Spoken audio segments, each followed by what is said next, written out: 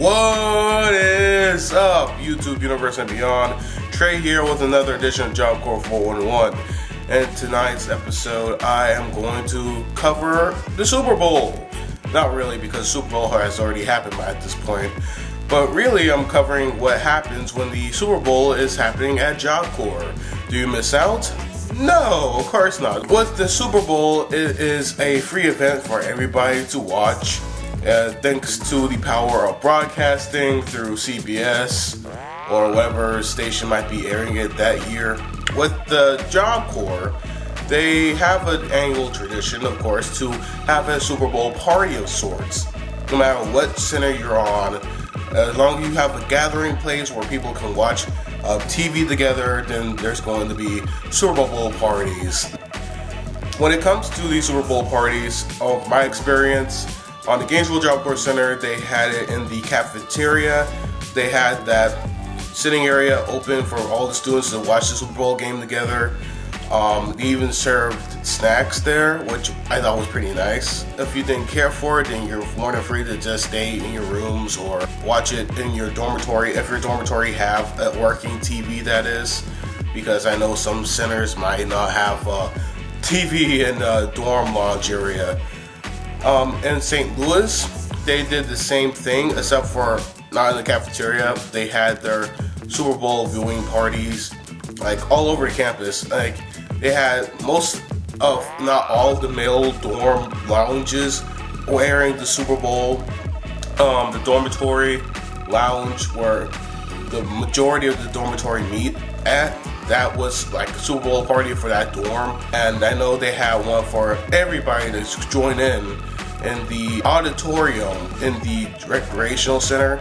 But funny thing is, like, most people only came there because they were giving out snacks. And as soon as there was no more snacks, people just left.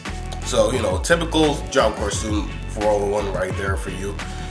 After all that happens, you're pretty much free to just stay up as long as the game goes on. You don't have to go to bed. And they actually allow students to stay up that late, until it's the end of the game. And all in all, the whole experience isn't too bad. I don't really care that much for football. I don't watch the sport personally, and I don't really have that much preference towards to any other sport. However, I enjoy a good Super Bowl commercial as much as the next guy, and I'm more than happy to make any predictions on who's going to win, even though I know whoever team I choose is going to win. And if they do, you know, so what? It's not like I have money riding on it. Do people bet on football games on center?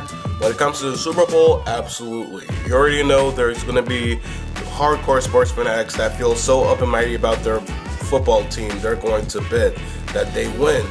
And